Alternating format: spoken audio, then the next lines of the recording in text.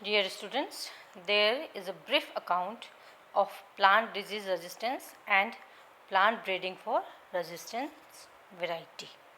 मतलब यहाँ पर हम एक संक्षिप्त में हम अध्ययन करेंगे प्लांट डिजीज़ में रेजिस्टेंस कैसे होता है और प्लांट की ब्रीडिंग रेजिस्टेंट वेराइटीज़ के लिए कैसे की जाती है। एक ब्रीफ में हम यहाँ पर एक डिस्क्रिप्शन देंगे। Plant disease resistance protects plants from pathogens in two ways. Generally जो प्लांट डिजीज़ रेजिस्टेंस होता है वह पौधे को दो तरह से प्रोटेक्ट करता है पैथोजन से। First, by pre form structures and chemicals. ये हम प्लांट डिफेंसेस में पढ़ चुके हैं। जो प्लांट में पहले से उपस्थित उसके स्ट्रक्चर्स होते हैं और केमिकल्स जो उसके अंदर पहले से उपस्थित होते हैं। And by infection induced responses of the immune system। और दूसरा post infection defence mechanism.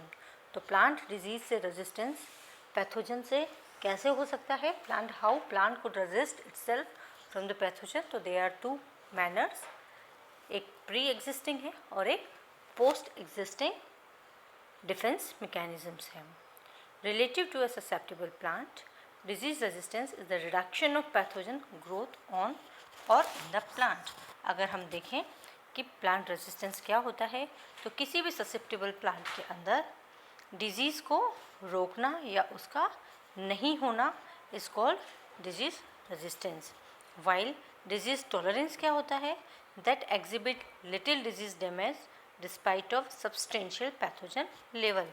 Disease resistance क्या होता है कि डिजीज़ के जो पैथोजन है उसको रिड्यूस करना है, पैथोजन की ग्रोथ को रोकना है।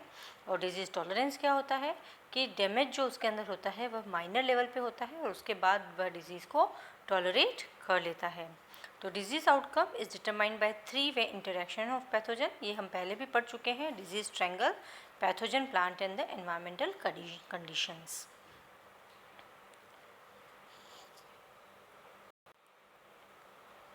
जो डिफेंस एक्टिवेटिंग कंपाउंड्स होते हैं वह एक सेल से दूसरे सेल में मूव करते हैं systematically through the plants vascular system. Plant का जो वेस्कुलर सिस्टम होता है जाइलम और फ्लोएम, उसके थ्रू जो डिफेंस केमिकल्स बनते हैं वो प्लांट के एक भाग से लेकर दूसरे भाग में मूव कर सकते हैं।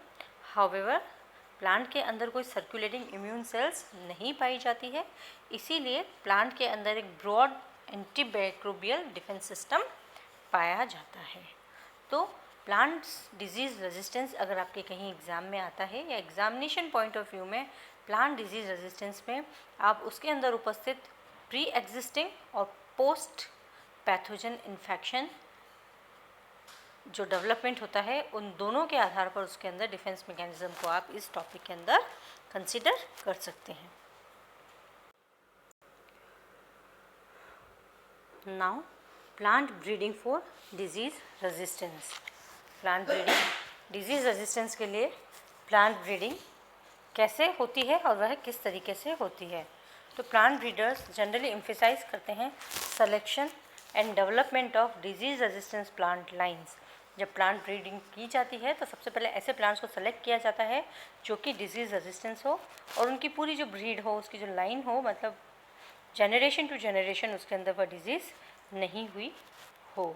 और plant diseases can also be partially controlled by the use of pesticides, by crop rotation, plant density, disease free seeds and cleaning of equipment. कई ऐसे तरीके हैं जिनके द्वारा प्लांट डिजीज़ को रोका जा सकता है। पर जब disease resistant varieties are genetically improve की जाती है तो इन सब चीज़ों के ऊपर इनको प्रिफर किया जाता है। ब्रीडिंग जो एफर्ट्स है वह कंटिन्यू होते हैं क्योंकि पैथोजन की जो पॉपुलेशन है वह भी इंक्रीज़ होती जाती है और उसके अंदर जो वायरुलेंस है वह भी बढ़ता जाता है, उसके भी नए नए वेरिएंट्स बनते जाते हैं। दैट्स वाई जो है प्लांट डिजीज़ जो है एक पूरी प्लांट की लाइन डेवलप की जाती है जो कि एक्सेप्टेबल हो against the resistance of one pathogen और उसके अंदर दूसरे पैथोजन्स के अगेंस्ट भी थोड़ा बहुत रेजिस्टेंस पाया जाता हो। तो प्लांट ब्रीडिंग जब की जाती है तो ये टारगेटेड रहता है कि एक पर्टिकुलर डिजीज़ के से उसके अंदर रेजिस्टेंस आ जाए और अलोंग विद दैट कुछ और डिजीज़ेस के साथ भी वह रेजिस्टेंस डेवलप कर ले। जनरली जो breeding for resistance typically includes, जो बेसिक चीज़ें हैं जो ब्रीडिंग में होती हैं for the resistance variety of the plant, उसके अंदर आते हैं। Number 1, identification of plants that may be less desirable in other ways but which carry a useful disease resistance trait including wild plant lines that often express enhanced resistance. सबसे पहले उन पादपों को identify किया जाता है जो जनरली डिज़ायरेबल नहीं होते हैं, मतलब उनकी यील्ड कम होती है, पर वो वाइल्डली उस एरिया में ग्रो करते हैं। तो वाइल्ड जो प्लांट लाइन है उसको यूज़ किया जाता है, उसको सेलेक्ट किया जाता है, क्योंकि उस वाइल्ड के अंदर कुछ ऐसे ट्रेट्स पाए जाते हैं, कुछ ऐसे जीन्स पाए जाते हैं जो कि रेजिस्टेंस को इन्हेंस करते हैं, बढ़ाते हैं। नंबर 2 है crossing of a desirable but disease susceptible variety to a plant that is a source of resistance। उस प्लांट का, एक डिज़ायरेबल प्लांट का जो कि डिजीज ससेप्टिबल है, उसका सोर्स ऑफ रेजिस्टेंस के साथ क्रॉस करवाया जाता है। जो डिज़ायरेबल प्लांट है, मतलब कि जो यील्ड ज़्यादा देता है परंतु ससेप्टिबल है, उसका क्रॉस एक resistant variety, resistance wild variety के साथ उसका क्रॉस करवाया जाता है। Number 3, growth of breeding candidates in a disease conductive setting possibly including pathogen inoculation.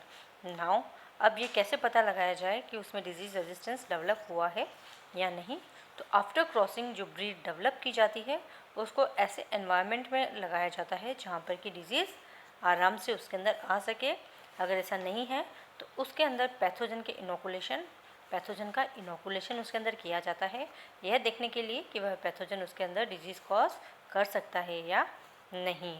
In this manner attention must be paid to the specific pathogen isolates. इसके अंदर ये ध्यान रखना पड़ता है कि कौन सा हमने पैथोजन उसमें यूज़ किया है और वह पैथोजन भी प्योर लाइन में हो, ताकि एक सिंगल पैथोजन स्पीशीज़ को हम कंसीडर कर सकें एट ए टाइम। वो एक पर्टिकुलर डिजीज़ को हम कंसीडर करके पता लगा सकें कि उस पर्टिकुलर डिजीज़ के अगेंस्ट रेजिस्टेंट वेराइटीज़ डेवलप हुई है या नहीं। The fourth point is selection of disease resistant individuals that retain other desirable traits such as yield, quality, quantity and other disease resistant traits। After that growth जब हो जाती है plant की तो उसमें से उन प्लांट्स को सेलेक्ट किया जाता है जिसके अंदर डिजीज़ रेजिस्टेंस तो हो, प्लस वो अपने साथ जो डिज़ायरेबल ट्रेट्स हैं, डिज़ायरेबल जो कैरेक्टर्स हैं, वह भी अपने साथ उसको लेके चले। जो डिज़ायरेबल कैरेक्टर्स होते हैं उसमें मुख्यतः होता है yield of the plant, quality of the grain और दूसरी जो डिजीज़ हैं उसके प्रति भी उसके अंदर रेजिस्टेंस होना चाहिए। तो जो प्लांट ब्रीडिंग है उसके जो मेन स्टेप्स हैं टिपिकली वह यह है कि सबसे पहले तो आप आइडेंटिफाई करिए कौन सा रेजिस्टेंट प्लांट वाइडली ग्रो करता है। सेकेंडली उस रेजिस्टेंट प्लांट को डिज़ायरेबल ट्रेट के साथ क्रॉस करवाया जाता है। वो जो सीड, थर्ड जब वो सीड डेवलप होता है तो उसको ऐसी कंडीशन में लगाया जाता है ताकि उसके अंदर डिजीज़ आ सके। अगर नहीं आ सकती है तो आर्टिफिशियली पैथोजन का उसके अंदर इनोकुलेशन करवाया जाता है, यह देखने के लिए कि वह पैथोजन अब भी उसके ऊपर प्रभावी है या नहीं।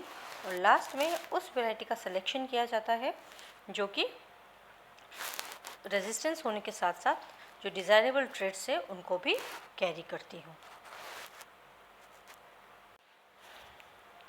Now if we consider what resistance is, तो resistance is termed durable if it continues to be effective over multiple years of widespread use as pathogen populations evolve। resistance को हम इस तरह से define करेंगे कि वह कई सालों तक ड्यूरेबल रहे, चाहे पैथोजन की कितनी भी पॉपुलेशंस आ जाए तो भी वह उसके ऊपर डिजीज़ ना कर पाए, तभी उस रेजिस्टेंस को ड्यूरेबल माना जाता है। कोई भी चलाऊ चीज़ कैसे मानी जाती है, वह कैसे चलनी चाहिए कि सालों निकल जाए परंतु उसके ऊपर उस डिजीज़ का कोई प्रभाव नहीं पड़े। अब यहाँ पर दो तरह के रेजिस्टेंस दिए हुए हैं, वर्टिकल और हॉरिजॉन्टल। तो vertical resistance is specific to certain races और strains of a pathogen species and is often controlled by a single R gene and can be less durable। Vertical resistance क्या होता है कि यह सिर्फ उस पैथोजन के कुछ स्ट्रेन्स के साथ ही वह रेजिस्टेंस होता है, बाकी स्ट्रेन्स के साथ वह ससेप्टिबल होता है। तो कुछ स्पेसिफिक जो रेसेस और स्ट्रेन्स है पैथोजन की, उसके साथ ही वह रेजिस्टेंस प्रोवाइड करेगा और उसको एक सिंगल जीन आर के द्वारा कंट्रोल किया जाता है और यह कम ड्यूरेबल होता है। हॉरिजॉन्टल या ब्रॉड स्पेक्ट्रम रेजिस्टेंस क्या होता है? It is against an entire pathogen species. यह पैथोजन के सारे स्पीशीज़ के अगेंस्ट होता है and is often only incompletely effective but more durable. जब ये बहुत सारे के साथ इफेक्टिव रहेगा तो किसी पर्टिकुलर के साथ प्रॉपरली इफेक्टिव नहीं हो पाएगा, मतलब कि यह बहुत ज़्यादा पर्टिकुलर नहीं होता है, परंतु यह बहुत ड्यूरेबल होता है and it goes for many generations of the plant. यह कंट्रोल किया जाता है by many genes that segregate in breeding population. यह कई जीन्स के द्वारा कंट्रोल किया जाता है जो कि आने वाले जनरेशन्स में सिग्रीगेट होते जाते हैं। तो there are two variety of resistance, vertical resistance और हॉरिजॉन्टल रेजिस्टेंस। एक तो प्लांट ब्रीडिंग के द्वारा disease resistance, plant disease resistant plant को ग्रो किया जाता है। इसके अलावा बायोटेक्नोलॉजिकली भी कई डिजीज़ रेजिस्टेंस प्लांट ग्रो किए जाते हैं। उसके अंदर कई टेक्निक्स उसके अंदर इन्वॉल्व होती है, just like tissue culture, genetic engineering techniques, tissue culture of resistance plant, cell cultures आते हैं उसके अंदर, प्रोटोप्लाज्म फ्यूज़न आते हैं, हैप्लॉइड डेवलपमेंट्स आते हैं, इसके अलावा ट्रांसफॉर्मेशन ऑफ प्लांट सेल्स आता है। तो इस तरह से कई टेक्निक्स हैं जिनके द्वारा भी रेजिस्टेंट वेराइटीज़ ग्रो की जाती है। तो इसमें सबसे कॉमन आता है जेनेटिक इंजीनियरिंग, जो कि आप बायोटेक वाले सेक्शन में पढ़ते हैं। तो this is the brief account about the plant disease resistance and breeding of plant disease resistant varieties. इसके साथ आप कई चीज़ें इनकॉर्पोरेट कर सकते हैं। Thank you dear students, I hope आपको ये टॉपिक समझ में आया होगा।